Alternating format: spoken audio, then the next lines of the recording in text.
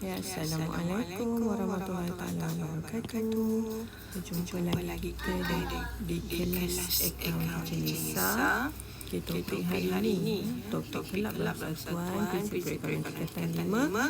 Kita pergi kepada satu topik yang terlebih dahulu, iaitu akaun yuran. Okay. Kalau ikutkan yang kita selalu perhatikan, banyak pelajar dia kurang faham bagaimana nak buat akaun yuran dengan baik. Okey, so tanpa membuang masa, kita dah kepada soalan. Okey, so maklumat ini okay. Ini soalan Y 2020. Okey, soalan 6A. Alright, membawa markah 6. Okay. Maklumat yang berikut diambil daripada buku Kelab Pimpung Kampung Tualang. Okay. 1 Januari 2020, kita ada 2 item di sini, iaitu yuran belum terima 1,100 dan juga yuran belum terperoleh sebanyak 1,200. Okey, pada akhir tempoh perakaunan iaitu pada 31 Disember 2020, okey, kita ada yuran belum terima 400 dan juga yuran belum terperoleh 900. Okey, yuran yang diterima sepanjang tahun 2020 berjumlah 64,800. Anda dikehendaki menyediakan akaun yuran. Alright. So ini adalah soalan secara keseluruhan yang membawa markah 6. Okay, kalau kita tengok pada 1 Januari dan juga pada 31 Disember, dia sebenarnya perkara yang sama saja, iaitu ada 2 perkara, yuran belum terima dan juga yuran belum terperoleh. Sama juga dengan pada akhir tempoh, iaitu pada 31 Disember 2020, kita ada yuran belum terima dan juga yuran belum terperoleh. Okay, walaupun nampak sama, keempat-empat ini nampak sama, tapi sebenarnya dia tidak sama. Okay, dia tak sama. Okay, dia bukan benda yang sama walaupun dia nampak sama. Okay, kita akan pergi kepada one by one. Apa maksud bagi setiap satu lah. Okay, so kalau kita tengok kat sini. Alright. Ni teacher namakan dia nombor 1, nombor 2, nombor 3 dan nombor 4. Apakah nombor 1 sebenarnya? Okey, nombor 1 adalah yuran belum terima. Maksudnya ada yuran yang masih belum diterima. Yuran yang masih belum terima. Yuran bila? Itu persoalan dia. Yuran bila? Yuran bila yang belum terima tu? Okey, persoalan. So jawapannya adalah bila kita tengok di tarikh. Okey, pada 1 Januari 2020 kita ada yuran belum terima sebanyak 1,100. So maksudnya yuran belum terima ini adalah yuran 2019. Okey, so kita tulis kat sini, ini adalah yuran 2019 yang masih belum diterima. Okey, masih belum terima. Okey. So kalau anak-anak tengok, anak-anak pelajar tengok, kita punya tempoh perakaunan adalah 1/1/2020 sehingga 31/12/2020. So jika pada awal tempoh perakaunan dia kata ada yuran belum terima, maksudnya bukan yuran tahun kita ni lah. Dia yuran tahun sebelum. So tahun sebelumnya adalah tahun 2019. So basically yuran belum terima awal adalah yuran 2019 yang masih belum diterima. Okey, yang ini lah yuran 2019 yang masih belum diterima. Okey. Yang ini pula, yang nombor 2. Yuran belum terperoleh ada 1,200 pada awal tahun. Okey, pada awal tahun kita ada yuran belum terperoleh. Okey, so apa dia nombor 2 ni? So nombor 2. Nombor 2, apa maksud yuran belum terperoleh, anak-anak? Okey, banyak pelajar dia salah faham. Dia ingat yuran belum terperoleh itu adalah yuran tu tak dapat lagi sebab nama dia belum terperoleh kan? Okey, sebenarnya bukan begitu. Bila kita sebut yuran belum terperoleh, dia sebenarnya adalah yuran yang masih belum boleh kita anggap sebagai hasil. Yuran yang masih, sorry, saya betulkan sedikit tulisan tak cantik ya. Okey. So, yuran belum terperoleh, saya tulis kat bawah ni ya. Okey, yuran belum terperoleh.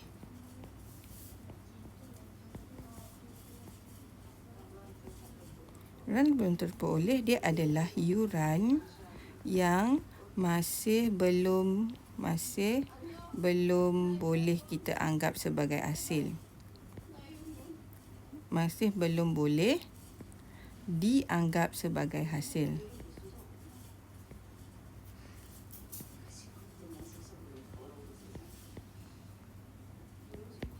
Okey, itu yuran belum terperoleh. Okey, kat sini Cik clarify sekali, yuran belum terima pula adalah apa?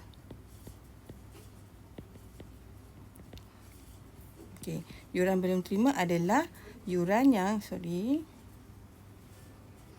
yuran belum terima adalah yuran yang sepatutnya terima tapi belum sepatutnya terima tapi belum terima. Okey. Yang ini memang hasil lah. Okey, yang ini memang hasil. Yang ini belum boleh dianggap sebagai hasil. Okey, kita back kepada nombor 2. Nombor 2 adalah yuran belum terperoleh masa awal tahun. Itu maksudnya yuran ini dah diterima. Okey, dah diterima masa tahun 2019 tetapi tak boleh lagi dianggap sebagai hasil. Tidak boleh dianggap sebagai hasil bagi tahun 2019. Okey. Masa tahun 2019 ini adalah hasil yang diterima masa tahun 2019 tapi dia bukan 2019 punya. Dia sebenarnya adalah hasil bagi tahun 2020. Sebab tu dia jadi yuran belum terperoleh awal. Okey, perkara yang sama untuk nombor 3 dan nombor 4. Cumanya kalau yang tadi nombor 1 yuran belum terima, dia adalah yuran yang masih belum diterima iaitu yuran tahun 2019 yang masih belum kita terima. Yang ini pula nombor 3 ini adalah yuran tahun 2020 yang masih belum kita terima. Okey, so nombor 3 ini adalah yuran 2020. Yuran 2020 masih belum terima. Okey. Nombor 4 pula. Okey, yang ini nombor 4. Yuran belum terperoleh akhir pula. Kalau yang ini, yang nombor 2 ni adalah yuran 2020 tapi diterima masa tahun 2019. Okey, yang ini pula adalah yuran 2021 dan diterima masa 2020. Yuran 2021 tapi kita terima masa 2020. Okey, so saya tulis kat sini. So nombor 4 adalah yuran 2021 terima 2020. Okey. So, kita tengok sini. Yang ini adalah yuran 2019 sampai masuk tahun 2020 masih juga belum diterima. Yang ini adalah yuran tahun 2020 tapi diterima semasa 2019.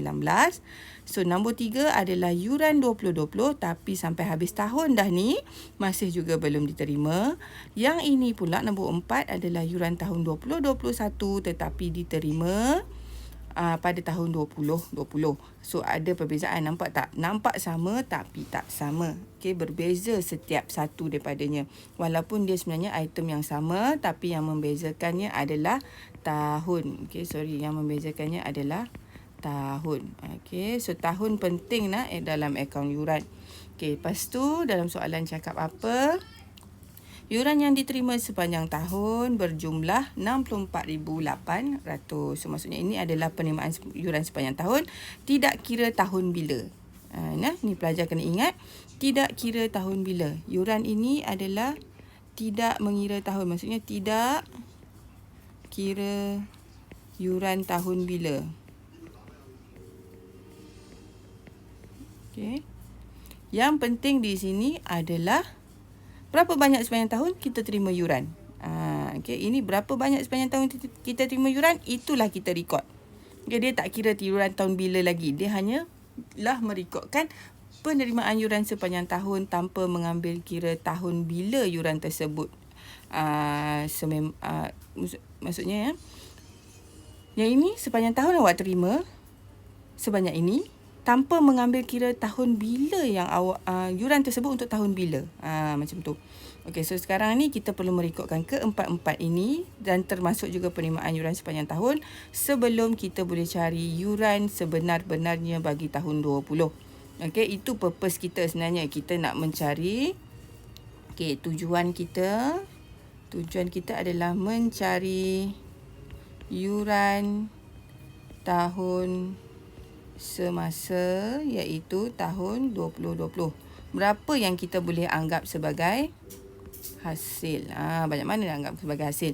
So, kita akan record semua maklumat yang ada dalam soalan. So, kita record dulu 4 yang pertama. Okey, yuran belum terima. Yuran belum terima awal, dia adalah satu aset. Yuran belum terperoleh awal, dia adalah satu liability. So, awak kena masukkan di sini dan juga di sini. So, kalau anak-anak pelajar tengok, ini adalah akaun yuran. So, basically, akaun yuran adalah akaun hasil. Akaun hasil. Okey, akaun hasil.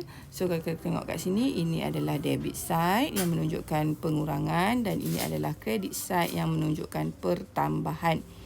Okey, so kat sini kita ada tarikh, butiran dan juga RM untuk debit side. Dan kita ada perkara yang sama, tarikh, butiran, RM untuk credit side.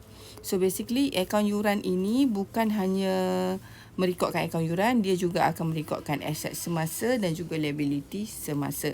Kerana keempat-empat di atas ini, bila dia ada nama belum terima, belum terperoleh ni, dia bukan lagi hasil, dia adalah sebenarnya aset semasa ataupun liability semasa. So, kita rekod yang pertama iaitu akaun yuran belum terima. Yuran belum terima dia adalah satu aset pada awal tahun, manakala yuran belum terperoleh adalah satu liability pada awal tahun. So, untuk merekodkan aset dan liability, basically kita tidak melihat akaun yuran ini sebagai akaun yuran, akaun hasil. Sebaliknya, kita melihat akaun yuran ini sebagai salah satu akaun aset. Jika kita hendak merekodkan baki aset pada awal tahun, dia sepatutnya berbaki debit. So, kita akan merekodkan tahun 2020 Januari 1 dan kita akan baki kita akan tulis yuran ya. Yuran belum terperoleh. Terperoleh pula. Yuran belum terima 1,100 dan sekarang ini kita perlu merekodkan yang ini pula. Yuran belum terperoleh awal adalah satu liability dan sekarang ini akaun yuran ini bukan akaun yuran, tidak dianggap sebagai akaun hasil, kita anggap dia sebagai akaun liability. So, bila nak record akaun liability, nak menambahkan suatu liability, kita kena kredit. So, itu yang kita akan buat. So, kita akan tulis 2020 iaitu tahun Januari 1 dan kita letakkan baki lagi, maafkan teacher, kita kena tulis nama dia yuran belum terperoleh.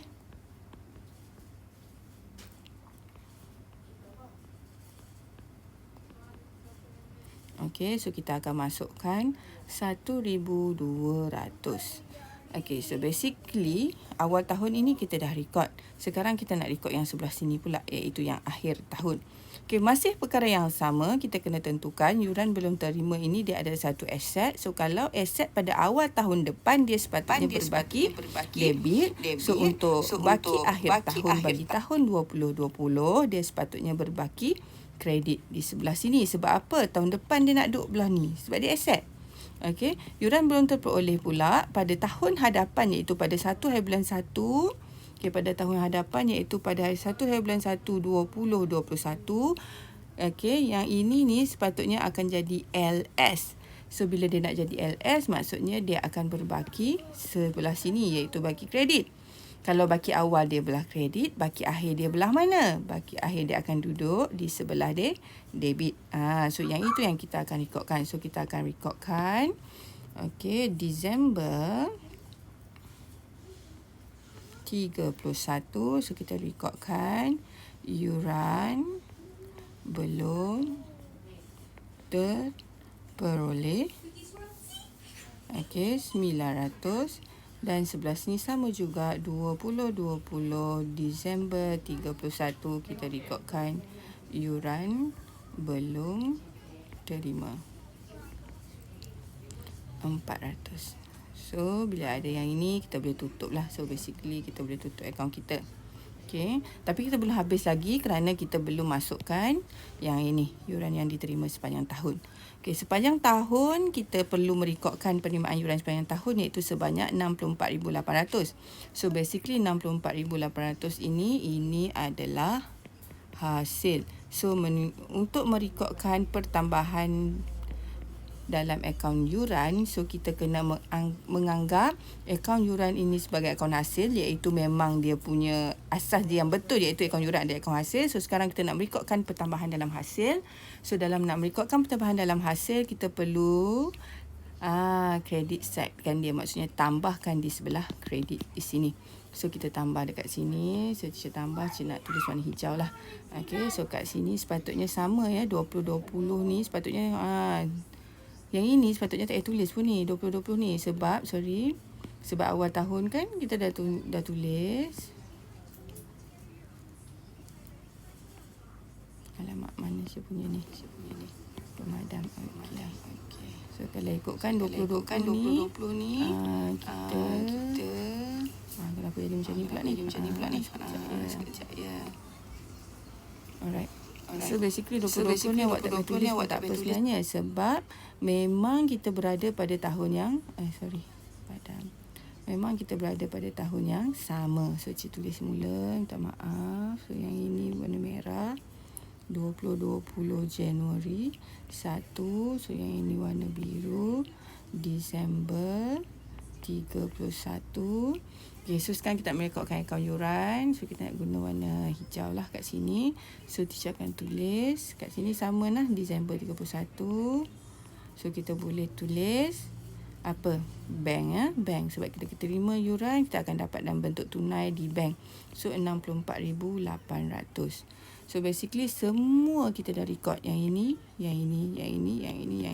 So sekarang sampai masa kepada kita untuk mencari yuran tahun semasa yang betul-betul hasil bagi tahun 2020. So kita kena buat pertambahan di sini.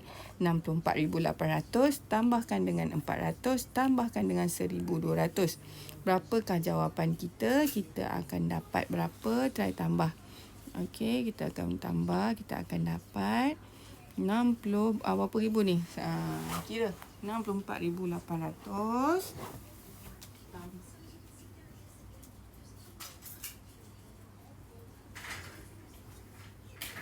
okey, 64,000 berapa? Okey, 64,800. Saya ambil kalkulator tadi. Okey, tambahkan dengan 400. Tambahkan dengan 1,200. So kita akan dapat 66,000. Okey, 400. So kalau kita compare dekat sini, kedua-dua belah, di sini lebih banyak lah. So bila kredit lebih banyak, total belah kredit akan juga diletakkan di sebelah debit. So kita akan letak 66,400. So 66,000 ni total ini perlu ditolak dengan 1,100 dan juga 900 untuk mendapatkan di tengah-tengah ini. So apa dia di tengah-tengah ini? So di tengah-tengah ini sebenarnya adalah yuran tahun semasa. Okey, yuran tahun semasa. So berapa yuran tahun semasa? Kita kena ambil 66,400 tolakkan dengan yang pertama iaitu 1,100 dan tolakkan dengan 900 ni. So kita akan dapat 66,400 tolakkan dengan 1,100 tolakkan dengan 900.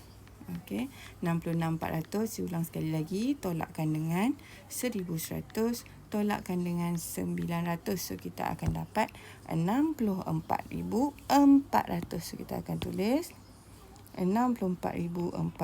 So basically ini adalah pada tarikh 31 Disember. So kat sini kita tulis apa? Kita akan tulis pendapatan dan perbelanjaan. Okey. Kenapa kita tulis pendapatan dan perbelanjaan? Kerana amount ini akan kita hantar ke dalam akaun pendapatan dan perbelanjaan di bawah pendapatan sebagai yuran ahli bagi tahun 2020. Yang ni yuran tahun semasa pada tahun 2020. So basically ini adalah jawapannya dan ini yang kita akan bawa ke dalam akaun pendapatan dan perbelanjaan sebagai pendapatan hasil. Okey, pendapatan hasil bagi kelab pimpong kampung Tualang.